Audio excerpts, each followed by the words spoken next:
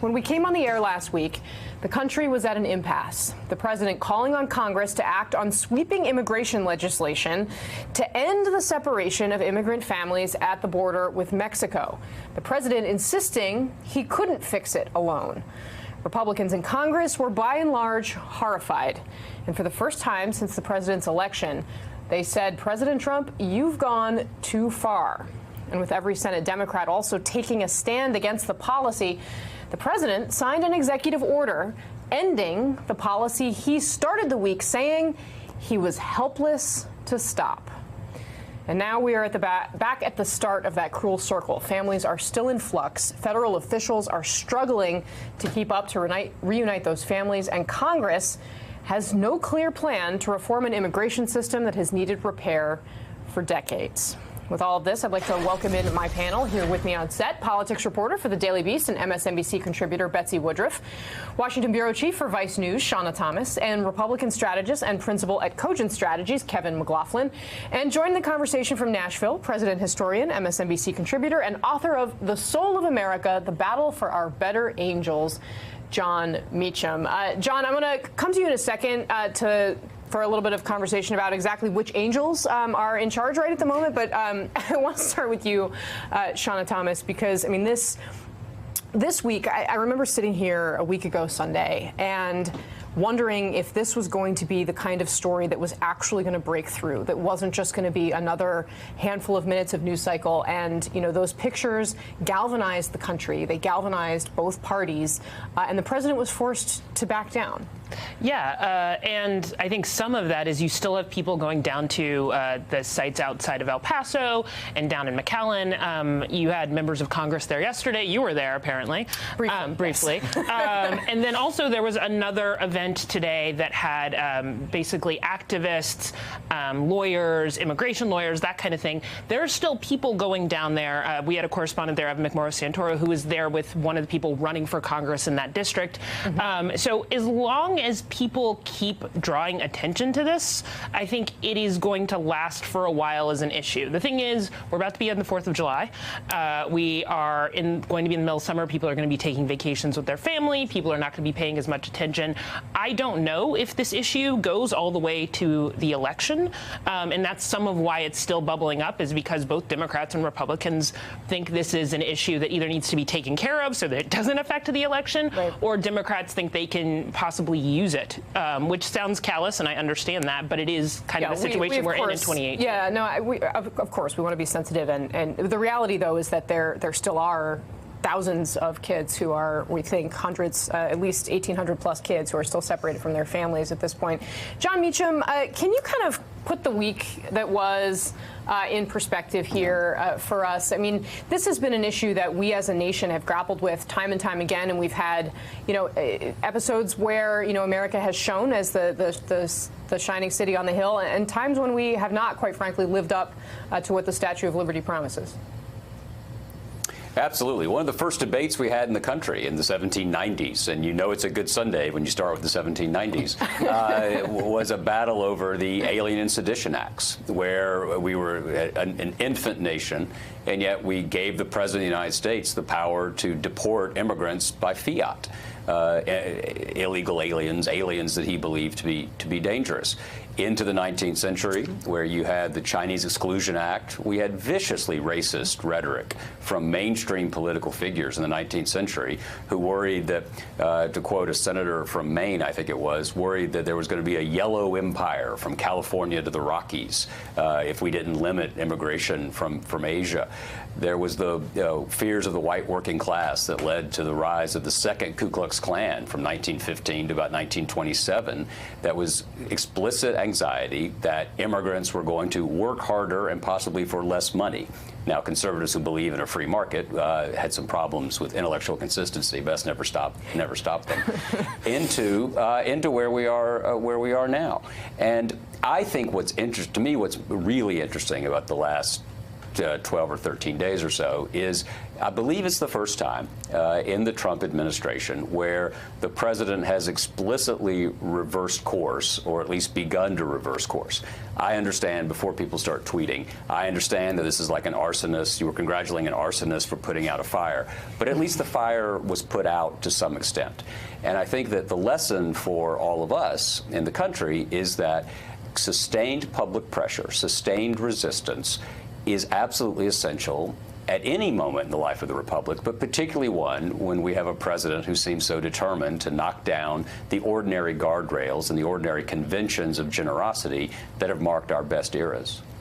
Kevin McLaughlin, can you weigh in on what Jon Meacham is kind of putting out there here? I mean, you are, I don't know if you are a never Trumper. I don't know if I want to label you that in public. I'm not.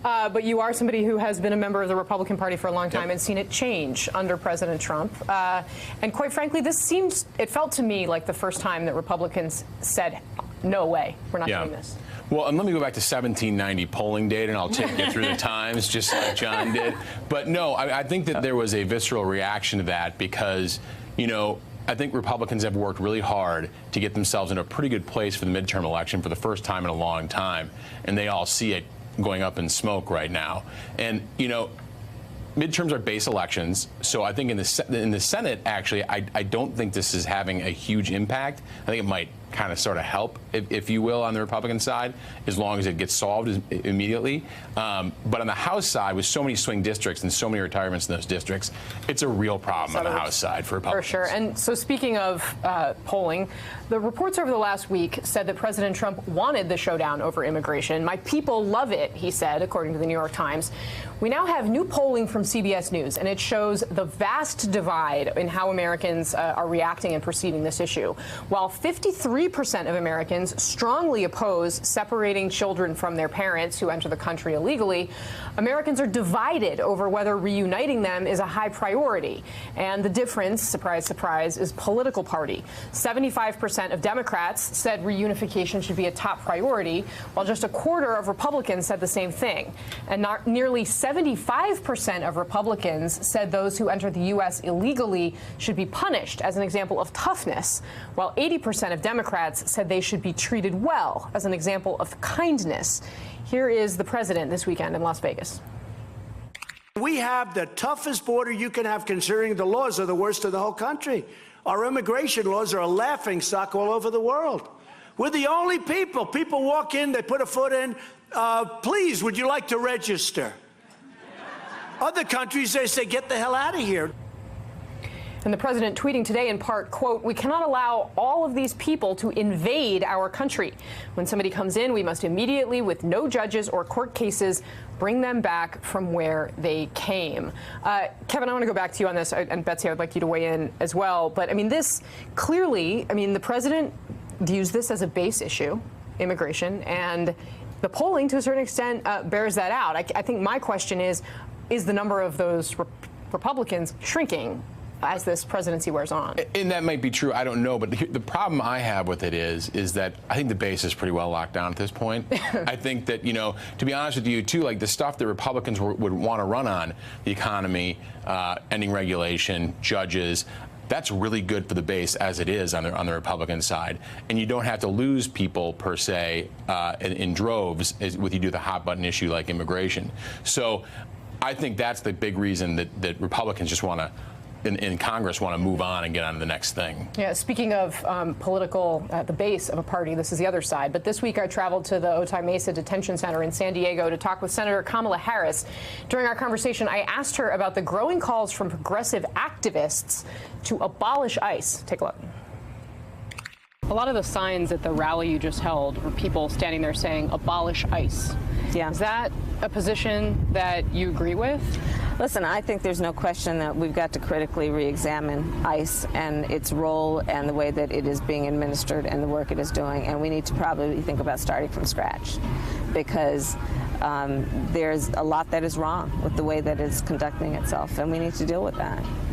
What do you think should be the alternative to ICE? Well, first of all, I don't think that the government should be in the position of separating families, and that is clearly what is part of what's happening at ICE and DHS. You look at what's happening again in terms of how they're conducting their perspective on asylum seekers. That is a real problem, and is contrary to all of the spirit and the reason that we even have the asylum rules and laws in the first place. So their mission, I think, is very much in question and has to be re-examined. What do you make of that? Is ICE the bigger problem here? Well, I don't know how you abolish an agency without abolishing the function, and I think the function is necessary. As far as what Senator Harris said about examining what they're doing, how they're doing it, I think that's absolutely something we should do. That's our responsibility to provide oversight. But ultimately, there's going to have to be an agency. Before ICE, it was INS. There has to be some agency to administer the immigration laws in the country. There are a lot of questions to be answered. I don't know if I say abolish. I don't think that makes a lot of sense, but I do think looking at it makes a hell of a lot of sense. Betsy Woodruff, this abolish ICE cry seems to be becoming a litmus test for Democrats. That's right. I think particularly progressive activists are trying to make this a central, trying to expand the Overton window, if you will, the terms of the conversation that can be had about policy. That said, of course, these calls make people's heads blow up at DHS. And what you'll hear from DHS officials, from ICE officials, from the rank and file is that, look, it's their job to enforce the law. They are a law enforcement agency. And what they will say, especially pushing back against Kamala Harris, the senator from California, and Senator King, is very much that the problem is the laws themselves, not the law enforcement agency. That's the argument you're going to hear back. That's something you're going to hear from Republicans as well. So the challenge for progressives is to sort of differentiate between the way laws are enforced and the laws themselves. Of course, if there's one thing we know, is that Congress is really bad at changing immigration laws. It's just been a non-starter for literally almost decades now, I think. And that's part of the reason that there's such a pushback against the agency enforcing the laws. I also think that how the agency does their job is also governed by who is at the top. So the difference between the Obama administration and the Trump administration in the case of how ICE performs their function, whether it be within the country or on the border, is that this zero tolerance policy on the border is something that was from on high, right? So ICE has to send the people that they catch on the other side of the border into the judicial system. That's not the ICE agent's fault. Right. That is a higher calling. Absolutely. And as well as like the And we've raids seen that everyone blow wants up. to point to. And I think this is, if you can have a sign that says abolish ICE, then you can point towards those raids that are also doing things to families. But they are carrying out the policy of a president that has been hard on immigration since he ran for office. And let's remember how much of this comes back to DOJ, rather even than immigration enforcement. The zero tolerance policy was a decision of the Attorney General, Jeff Sessions. It was his idea. It's really, at the end of the day, about the people who are in charge. Let's refocus, though, here for a second, because I do want to make sure that we keep the focus at where it needs to be, which is on these people who are still separated from their families, these mothers, fathers, and, of course, the children. I was down on the border because Senator Harris went to visit that detention center to meet with mothers who had been separated from their children. Here's a little bit more of our conversation. Senator, you've had a long career in law enforcement. Can you compare what you saw in this facility to some of the other things you've seen? It's a prison, Casey. It's a prison. I've visited some of the worst prisons in the United States, and it is a prison.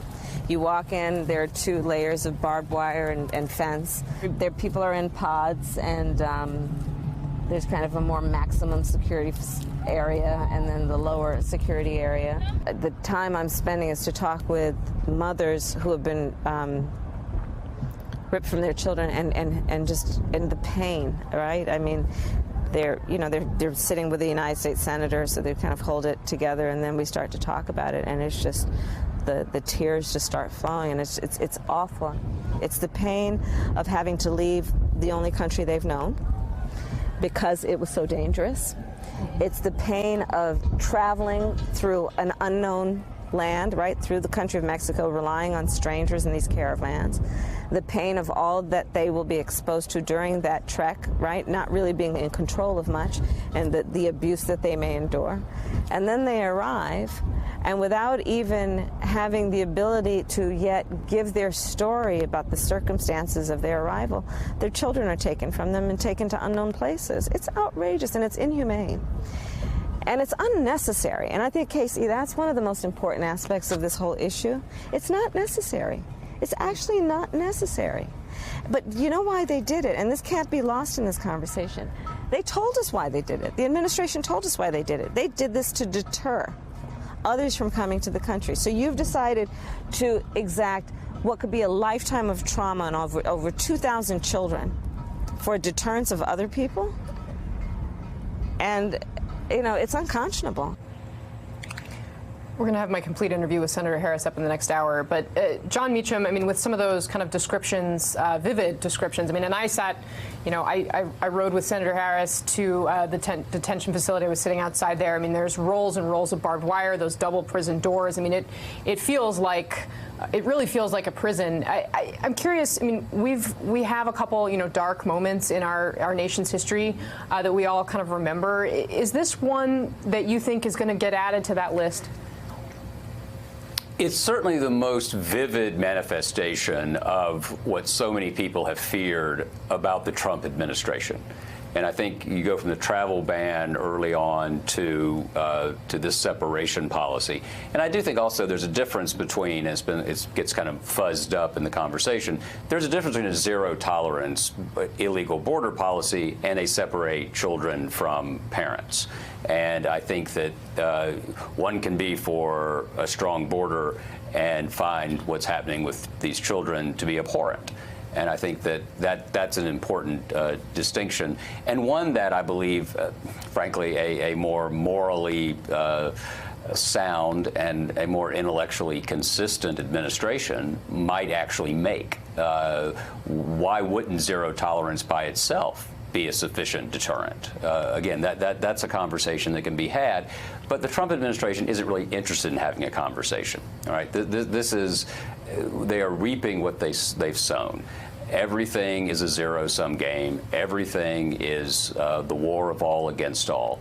And so I do think this moment, partly because of the visual imagery, partly because the president was forced to at least partially reverse himself, I think this will be something that at least sticks in the mind longer than most of the Trump era, which is, unfortunately, there's so much of it, it's almost impossible psychologically to hold on to it. But we're called upon to hold on to it and hold on to it, hold fast to it, because we don't want to be the era that interned the Japanese. You want to be on the right side of history, and history is forever. These news cycles and Breitbart and Fox moments, even midterm elections, they come and go.